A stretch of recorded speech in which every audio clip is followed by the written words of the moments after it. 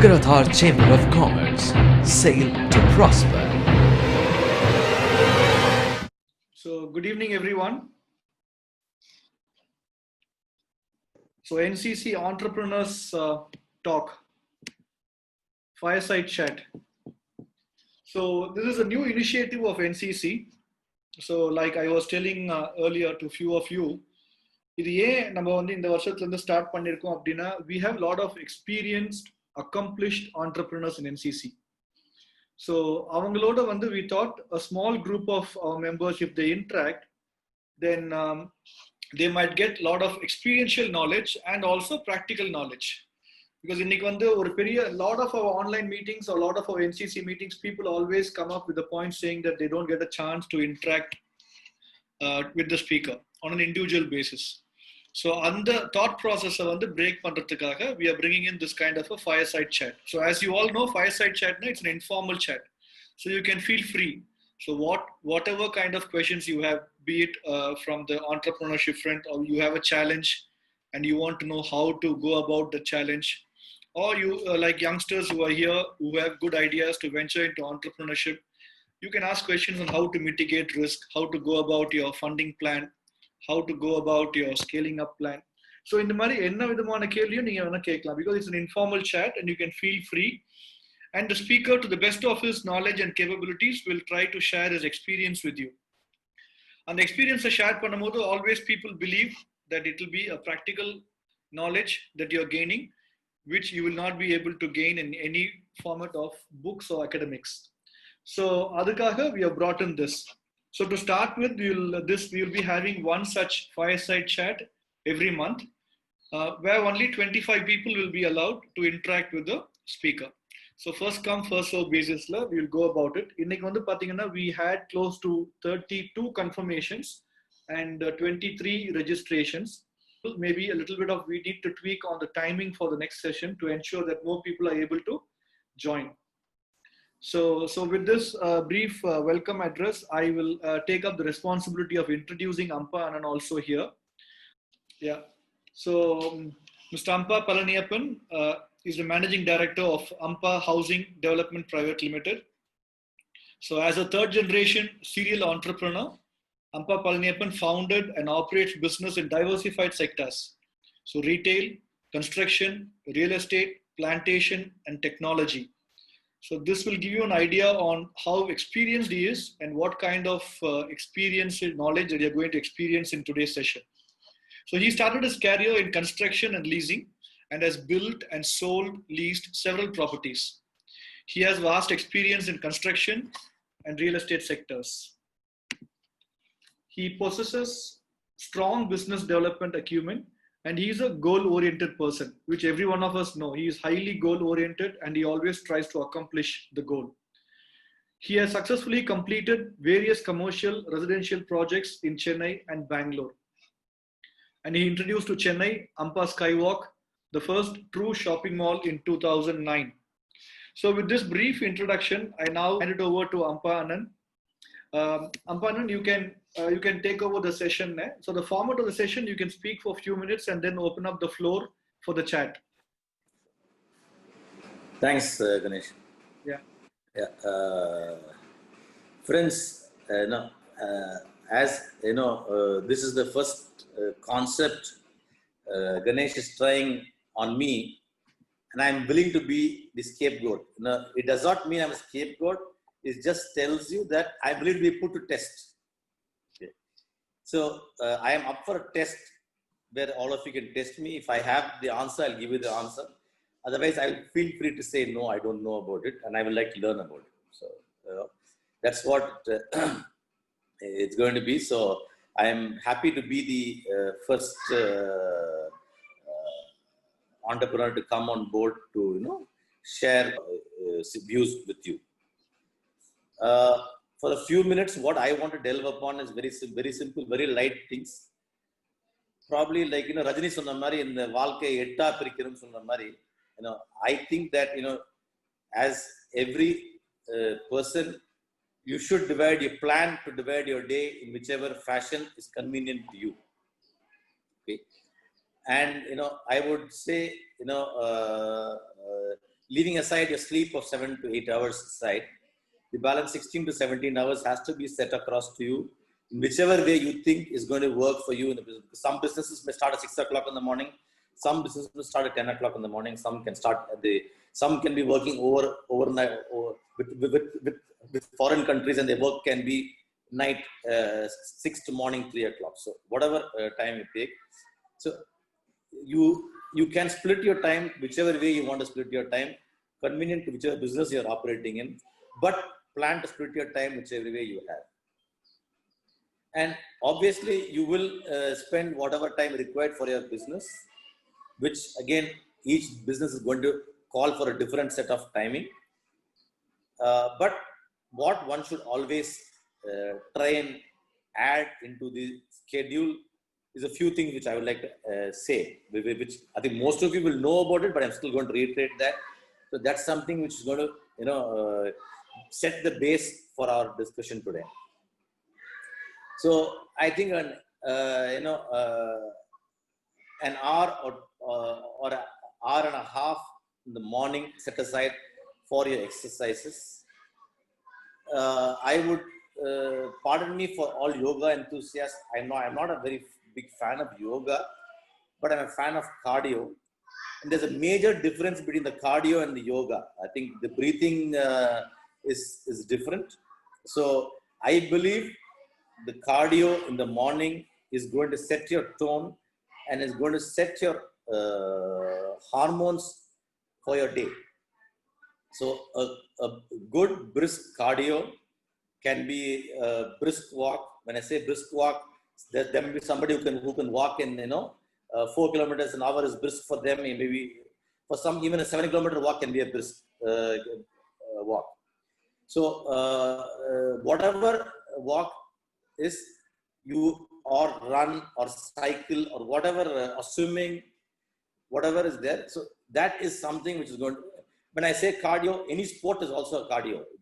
Your heart rate must go to your level 4 and level 5 of your stage. That's a cardio exercise. The only part of yoga which I think is Bhastrika, which is going to take you to that heart rate level, is going to do that. But I think very few people can do the Bhastrika for a longer period of time and very well. So I think the simplest one can do is walk, brisk walk. When I say brisk walk, it's you have to measure your walk by you see, now all phones have a lot of free apps you can use.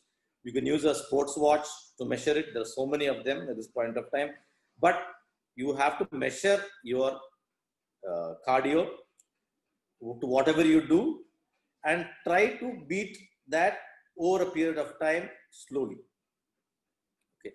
So you have to measure yourself, and if you can do X minutes, make the minutes more. At one point of time, your minutes increase will stop. Then you increase your speed, whichever way. So you have to keep pushing your limits so that because your heart rate goes into a rhythm if you're going to do the same thing every day for 5 years. So what you can do is you can do a intermittent run walk. You run for 30 seconds, walk for 5 minutes. When you say run, it's only a small run. The point is you have to change your heart rate to bring in your hormones, your adrenaline, all that to use. The best thing to do it for you is the daytime. So that's the basic which I want to start with. An hour and a half. I think 90 minutes is something which you can do. Say you can do a 60-minute and 30-minute of cool down yoga stretches and all those things. I think a lot of input is available online and YouTube for that.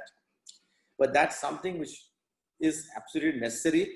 Definitely is necessary during the days you want to do heavy work. If you think you have a very heavy day, you have a lot of work, you have meetings till 10 o'clock at night, that's the day you should do your hardest exercise. I'm telling you out of my experience that the harder exercise you do, you're going to be brisk and awake for a longer time during the day. You may get a 10-minute window in between if you're going to get up early of some tiredness. Just drink a glass of water walk in your office room for 10 steps this way, that way, or go to the restroom, or have a cup of green tea. That should be done. I'm pretty certain you'll see the benefits of this in 1 month, not more. You do it for 1 month, you can see the benefits straight away.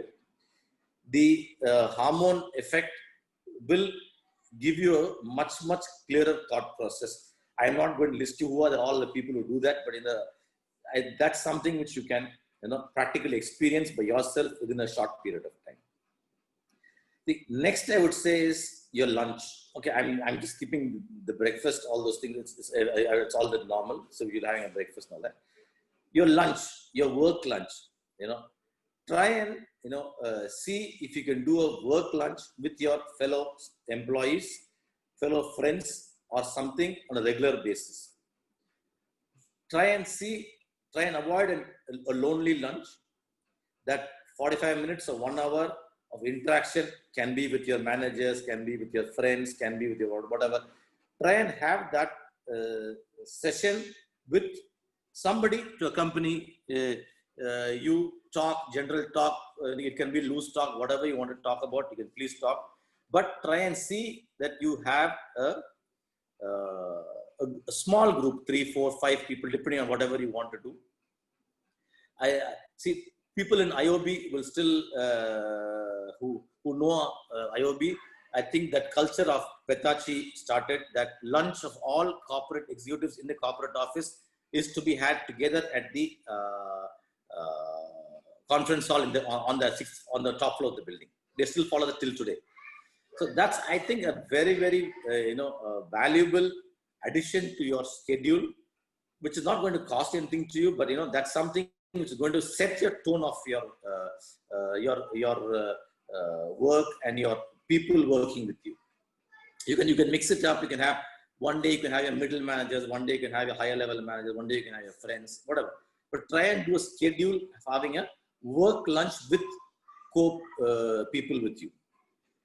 Then you have to allocate out of the 17 hours which we're talking of, or 16 hours we're talking of, there has to be a family time.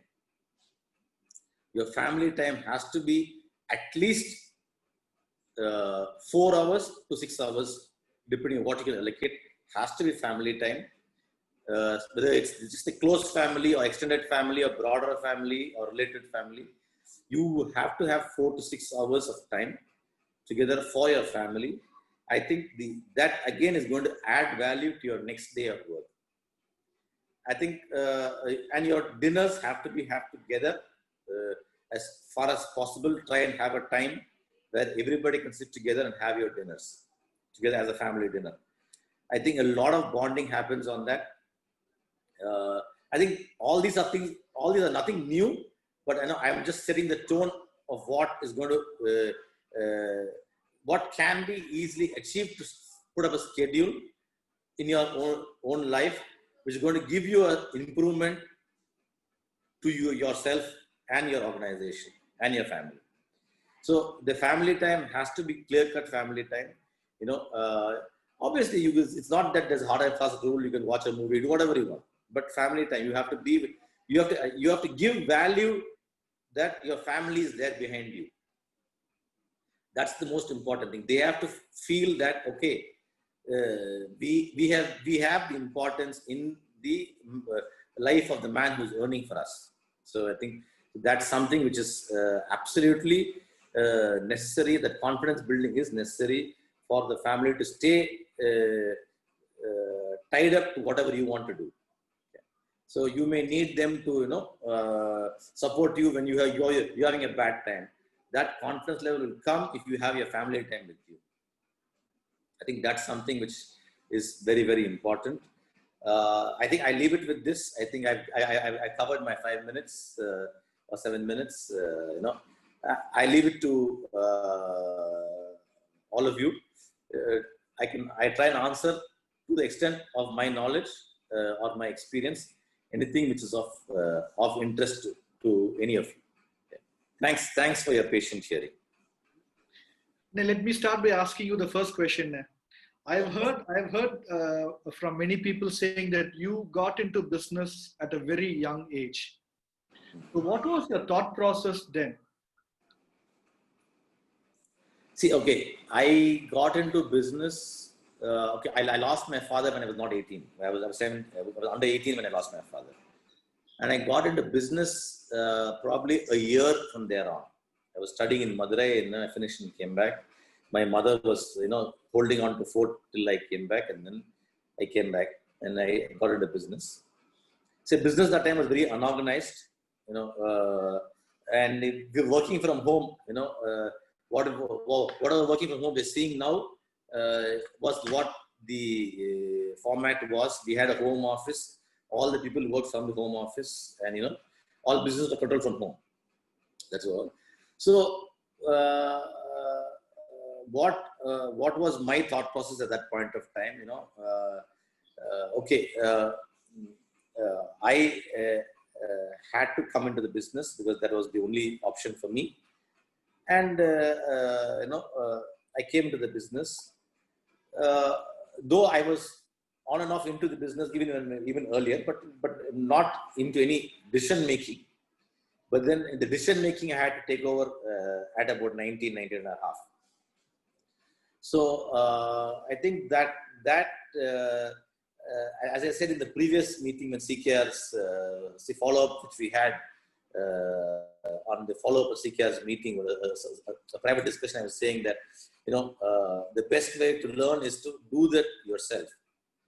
And, jump into the business on day one with a risk capital, which you can risk.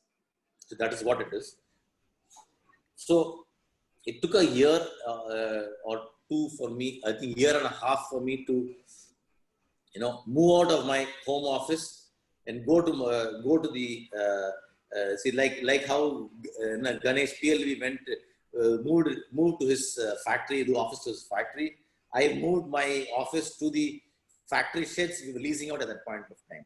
So I converted one of the sheds and moved out of my home to the office. My wife pushed me out of the house. She said, "You're sleeping at home, for 4 hours a day and working 4 hours a day. Please get out of the house. I don't want to be in the house." So she chased me out of the house with a lunch bag.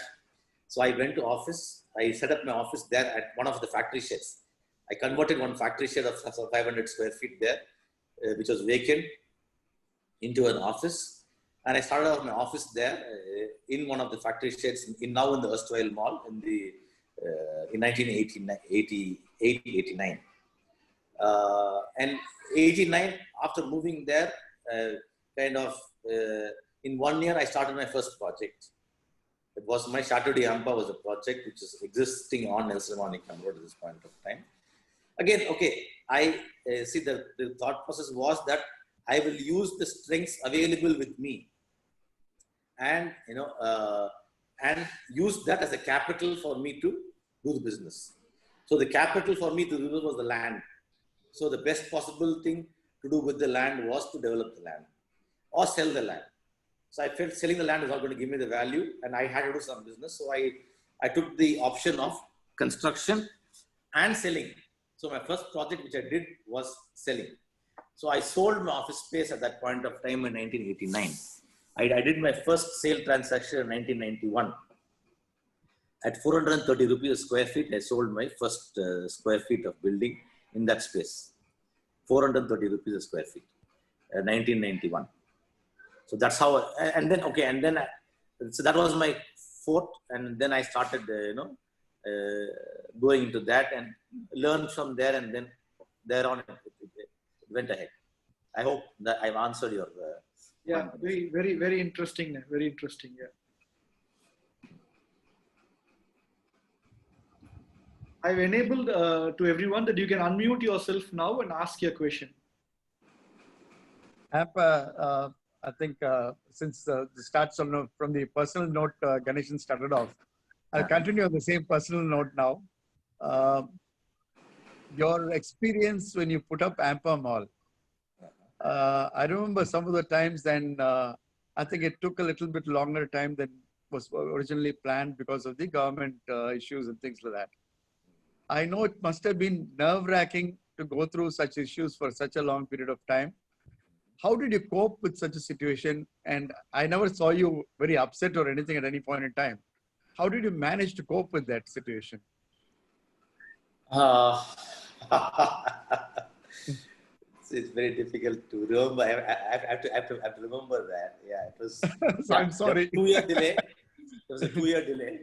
I think 95 we started. I think.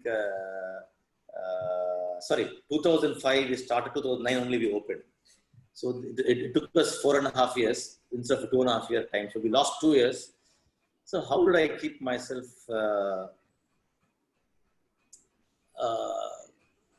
See, I think I've always tried to downplay emotions to some extent. I think when I've downplayed the emotions, I think a lot of it doesn't go to your head. So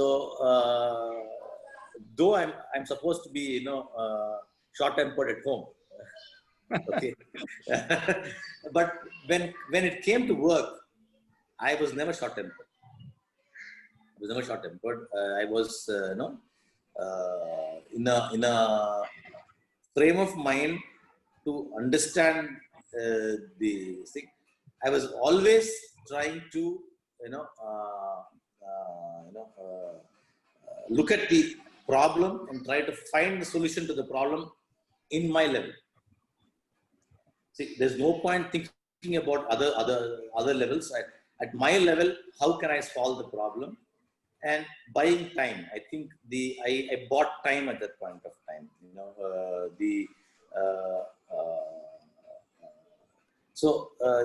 Even today, the strategy, when the mall has been closed for 6 months and we don't see revenue coming for the next 6 months for the mall, we have been thinking of how we should sustain ourselves till March without any revenues. So we are planning to do that. So that's what. So I think the plan of how we sustain the delay is what in that case there was a project overrun, so we had to increase our funding options, so many things, and the learnings from that are very, very useful when we do our next development. You learn a lot from whatever you did, and you can plan not to do such things earlier. See, I was lucky, or whichever way you say, I got 2 learnings in the same business. See, we were stuck subsequently, 3 years back for another 2 years. With the Star Bazaar moving out and the Big Bazaar coming in, we had a 2-year gap. So again, that gave us learnings in terms of that. So, so I think that's what helped. So planning for that future delay is what helped, I think, cope up with that delay. And, being answerable to yourself, you get angry to yourself is going to pull you down from your mind. So so I think that's what I would say. That I can't call that level-headedness. I will call that plain-headedness. Plain-headedness, which is very, very interesting. At some point of time, you better be a dunce. When something like this happen, and don't react to something, then react. That's what I feel. Can I? Hello? Yeah. And I think Ampa Mall is the first mall in Chennai, yeah? No. City Center was before that. Okay. But இது வந்து ஒரு பெரிய step. I mean, நம்ம இதுல சொல்ற மாதிரி very conservativeன்ற மாதிரி இது ஒரு பெரிய மூவ்னு நினைக்கிறேன். I think அதுக்கு ஒரு பெரிய risk factor. What pushed you to move into this mall concept? See, 100 crore liability is what you will have to keep, which I took at that point of time. See, the liability of 100 crores was the risk I took. Okay. So, okay, downside, all of us know real estate is real estate. But you have to, when you borrow 100 crores, okay, 114 crores was the borrowing, 114 was the borrowing. When you borrow 114 crores, you have a knife on your head every time. The risks are there, all that is there. So I think, how did I take that risk? I think it's very difficult to answer how I took the risk. Okay, it came in stages. The risk taking came in stages, I will say. First, the comfort. See, I always believe on the downside. What's the downside? Assume if I borrow today and I build, I don't get any revenue, I don't get any lease, nothing. What happens? So I think the downside you have to cover. So I had the luxury of covering my downside very well. See, I had all the assets in the hand. All that was there. I didn't buy any land. All the land was there. But the only confidence, I was there hands on the table, on the button every time needed. I was there. So I think that gave the confidence to me that I can take the risk. And I'm taking a risk which is calculated and which is, which has a solution way out if the timing is bad. And the timing went bad in between for 2 years. I was right on my downside, but I then increased my borrowing because my borrowing initially was not 114 crores. My borrowing initially was 65-70 crores, if I remember correct. It then went up 114 crores finally. But that's how it is. So that being there hands-on, knowing things that you are doing things correctly, is going to give you the confidence of taking that risk. But risk-taking, the first lesson which I follow is, what is the downside in the risk? So even if you say for your children, all that you do a business, I already said, write off the capital you're going to give the child to do the business, so that pressure is not on the child to perform. The child can learn whatever he wants to learn. So you should have that downside covered for risk-taking, because your risk-taking, you can't keep on doubting your risk. See, if you doubt your risk, then you're never going to go past the starting point. I think you do all your homework, do all your thinking, do all your thing. Once you take your risk, you have to move ahead and not look back at your risk. My question, have I given you the... it also covered, say, when you started, probably you would have also had an option of having an apartment at the heart of the city there, so right at the junction also. So I think ஒரு tough decision இருந்திருக்கும் இல்லையா, between going for an apartment or for a mall? Yeah, as I said, my first project which I did, I sold my office building. I sold about 70% of the office building, okay, in that first project. So the down the line, the thought process changed that it's ancestral property. My fathers have all bought this property. Why should I sell the property? So how to retain the property? So because you see, if you look at the company name, it's AMPA Housing Development Private Limited.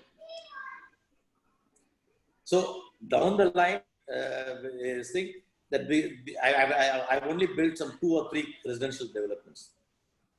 That's all. So down the line, it has been commercial. It has been to the fact that to retain the asset. Okay, at some point of time, yes, I'll definitely liquidate the asset in a REIT format or a real estate trust format at some point of time. But see, currently it is the decision making was made because we wanted to retain the assets. Being a corner, being a junction, being a prime location, we didn't want to sell the land. See, the simplest option for everybody, every normal person who owns real estate will be go to a builder, give it to him for joint venture, and then it be done with it. He'll give you 4 flats, then you'll take his 4 flats, and we have see, Annamalane will be ready to take it tomorrow morning. Okay, so right, so that's what everybody will normally do. But to retain the land, then I had to think differently for that. I've already done a commercial building. And we have traveled well. We have been exposed to all the development all around the world. Okay, why don't we do a retail? So that's how the retail concept came. So the prime decision was to retain the asset. So that's the strength which gave us, which we got to borrow the money to build it. Thank you, Just in continuation to your answer, between having a sentimental attachment towards a property which is probably come to you by inheritance, and monetizing the property. At times, this is a very difficult question. Even for us, certain times you say, ஐயா வாங்கினது அது வந்து நம்ம அது விற்க கூடாது அப்படின்ற மாதிரி பார்க்குறோம். But do you think that is the right way ahead? No, definitely not. See, business sense has to prevail beyond sentiments. See, sentiment is necessary. You can always, you can say, I'll retain one flat in that. I'm of the massive property. I'll retain the ground floor flat in that. I retain one flat in that. Something. See, you'll have to, because now, just for example, you say that you have 10 properties or something like that. But your business needs to have some money. You need to sell some property. You have to sell the property. It does not, see, you can't hold on to the property and say the business will suffer. See, the business is needed to survive. It needs capital. You need to get the capital. So that is what you're a businessman for. You can't be a businessman to say, no, these are all things. You can't say, because now today, the current market trends are not towards borrowing. Everybody is talking of liquidating assets and only investing in the business today. See, so each time that each season, it's different. But what is always the same is your business. To make your business succeed, whatever is required to be done. As a, see, TI sold their corporate time house office to a church. I don't know, many people know about it. Yeah. Jesus calls. The church, New Life, whatever, the church bought their corporate office for 105 crores. Okay. And they moved to a EID Perry office from their corporate office. And that's a learning which you have to take, because there is no way that you can, justify sentiment beyond that. Okay. So, your business call will take that decision. To satisfy a sentimental call, you always say, I'll retain one floor, I'll retain this. Today, very simple. I'll see now, I'll give an example of my sister, because they have a property on Raman Street, given by my father to them. Actually bought my grandmother to them in their name itself. They have two grounds each on the corner of Nelson on Raman Street. They have the property. See, now they've been giving the place on rent, getting 50,000, 20,000 rupees, 40,000 rent they've been getting. I told them, look here, none of you are living in that place. That is a good commercial place. Why don't you build it? So my one sister said, no problem, you can build. I prepared to use it as an office place on rent. You monetize that today. The other sister said, no, I have sentimental value. I have to live here. So I designed a plan for them, which has a ground floor, first floor residence for them. And the balance 3.5 floors, they got offices. Separate entrance for them, for their house, separate entrance for the office. And they have monetized that place at least 200 times what they got previously. So this is something which we have to be ready to, adapt and, change to, keeping the land there valued at, 20 crores,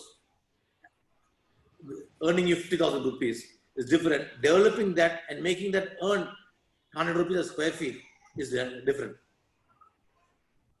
So you can always, think whichever is best in your scheme of things to follow. Just taking some water. Just give me a minute.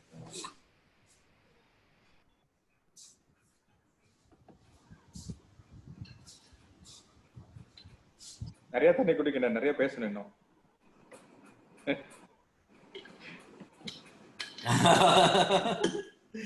Really interesting. Na?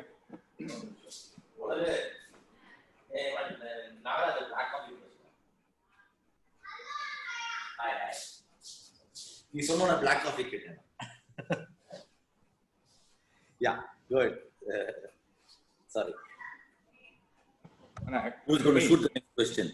Yeah. It's not a question. It's a suggestion from you. See, I'm a hardcore civil engineer. I don't know anything about after construction, apart from construction. Okay. Construction is really doing well, no doubt. But the cycle is like this. See, when we take up 2-3 properties at a time, we need money. Okay. Once we start selling it, we are cash rich. Mm-hmm. So this goes on. The cycle is like this. Mm-hmm. So to have a regular income for a kind of me, what will you suggest me? Apart from construction, what should I look into? Construction will be my bread and butter. That will be my main business. Mm-hmm. But what should I do to have a regular earning or something like that?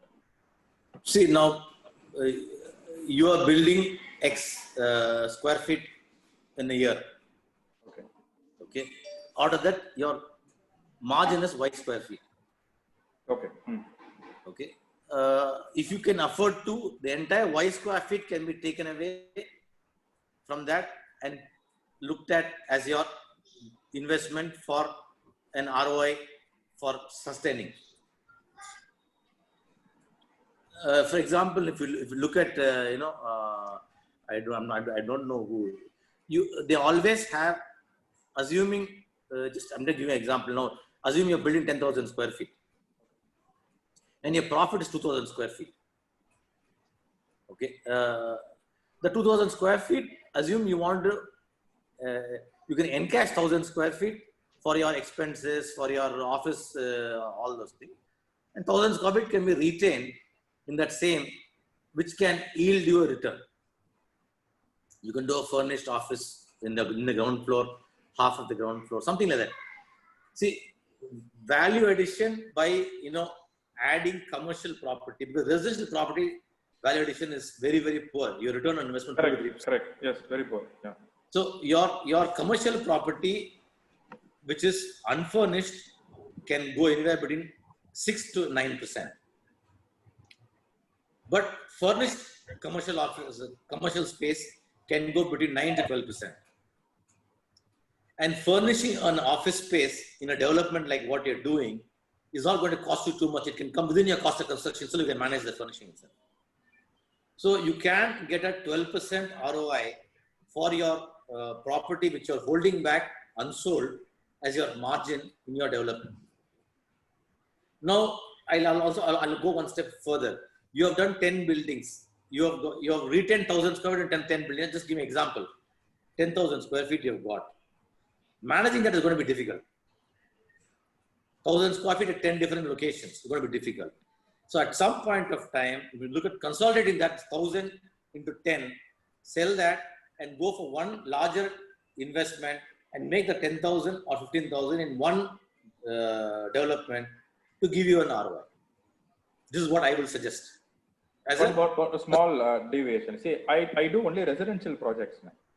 What you say is good for commercial buildings or commercial viable projects where I can have a ground floor office or something like that. But 90% nowadays we are concentrating only on JVs, that too within the city. So no owner is going to allow us to do commercial development. Even though the property is good in commercial stability, the land owner does not permit us or they will not favor doing a commercial development. So in that case, what should I do? Or should I look into commercial also? No, I'll tell you. See, commercial is a different ball game. Yeah. Your capital investment is higher. Correct. Okay, so what you should do then is, assuming you're doing 5 residential projects, okay, and you're getting 1,000 square feet as you're retaining value each of the 5 projects, 5,000 square feet. Try and take a JV of a commercial project for 10,000 square feet and get 5,000 square feet of that to yourself and 5,000 square feet to the owner. Just to give you an example. Okay. So you can say every 5 projects you do one commercial project to retain that value. See, the ratio may differ. I'm only giving an example. The ratio I understand. Got it. different. So I'll have to do some commercials also here and there. Yeah, if you think that you want to have an income, which Regular is good, basis. your back-end income in case of a bad period, you should. This is your best way. If this is your only business you're doing, this is the best way you should do it.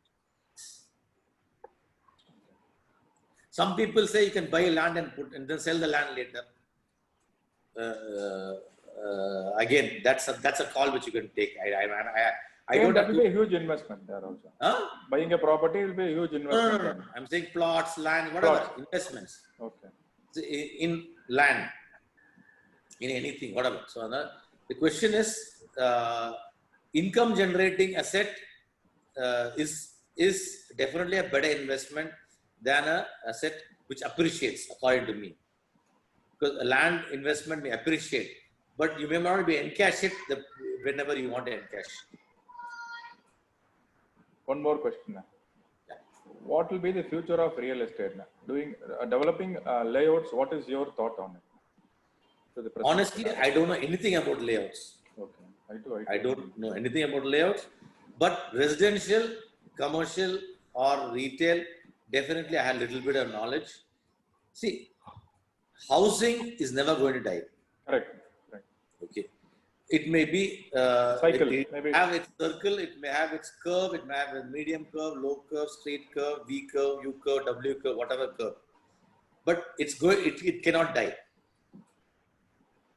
You have to be in sync with the current market and current trend. The resistance is always going to be there. Commercial, you have the problem of oversupply at some point of time. As long as you have a holding power, commercial will is possible. If you don't have a holding power, commercial is not possible. Now today, if I want to build a 1 lakh square feet, I must say that after I complete my construction, even for 3 years, if the building is not rented out, can I sustain? Only then can I build commercial today, in today's market condition. Okay. I'm talking larger commercial, not smaller commercial, Sure. larger commercial. So the question is, your commercial is totally different. Retail is not a place we need to be at this point of time because of disruptive technologies coming, online coming, so many things coming. It's going to have a very, very rough ride. Even in the US, it's happening. Okay. I think EMC will also give his inputs on that. He also has a lot of inputs on that. But this is my view. Got it. Thank you, Anand. Thank you. This is not a glass of beer. It's a glass of coffee. Yeah. Like the WhatsApp forwards, we'll have a glass of beer with a green tea tag behind it. And I will read the question that we have received from Singaravel. He has put it on the chat box. Sure. Yeah, he's from the S team, the youth team. So he's saying his investment on land, not in the heart of the city, is it a dead investment? What you recommend is to turn into commercial, but how to calculate the risk factor? Nowadays, there are a few problems like fake certificates and etc. So there are many news and factors to look. What is your view and how to proceed? Now, I've already said that I have very little knowledge on land, but land has always grown as an investment, but it comes with its issues in terms of fake certificate, agriculture, non-agricultural, kata, gita, all those things. I think it's a different ball game, which I don't understand. But land has never lost value in terms of investment.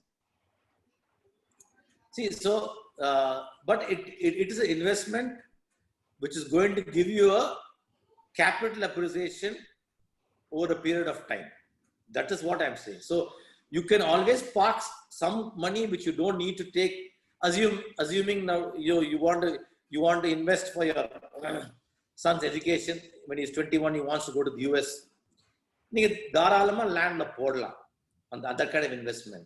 But you must sell that investment at least 1 to 2 years prior to you need that money, because you do not know when you can encash. Encashing that is not very easy, or it may not happen immediately. If the market is good, it may happen overnight. But if the market is bad, you will be very difficult to find a buyer. So the point is, it has to be something which you can look up, and it's always grown. It has never dropped in most cases, unless somebody goes and buys it and speak and sells it because he has sell it and he wants to cash it. But long-term holding of land has never gone waste. And and Chona will also say long-term holding of shares will also peak. And the blue chips will never go waste. Okay, so similarly, I have nothing to say on the land investment, that debt investment, all that. But it has to be a planned investment, and your encashing land is not going to be that easy. The reason why I recommend commercial is it gives you a return on investment between 8 to 12%. On a day-to-day basis, and the money can be used by you either for your business or for your luxury or for your necessity, whatever it is, for your lifestyle, whatever you want to do. The money is available to you. Basically, money without being enjoyed is a waste. You have to earn, you have to enjoy your money. You cannot, it's not worth putting your money into that safe and keeping it like what our Chettias did. Keeping the rainy day aside, keeping your savings for your rainy day aside, you have to learn to spend your money.